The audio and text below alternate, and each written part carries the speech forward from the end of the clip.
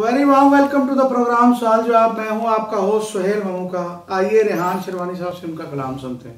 जी रेहान। दरपेश है मामला के मरने के बाद कहाँ जाएंगे। जाहिर है जहाँ सच मुकम्मल वजूद में है उधर जाएंगे। ज़माना मोहम्मद अरबी है मुकम्मल सच, इसलिए मरने के बाद उस ज़माना में जाएंगे। रब मालिक व खालिक सच,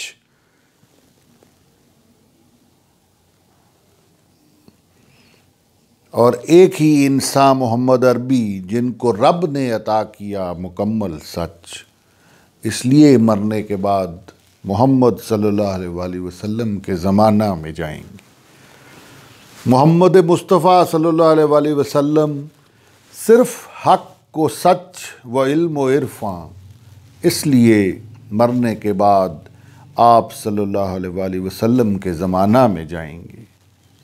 दरपेश है मामला के मरने के बाद कहाँ जाएंगे। जाहिर है जहाँ सच मुकम्मल वजूद में है उधर जाएंगे।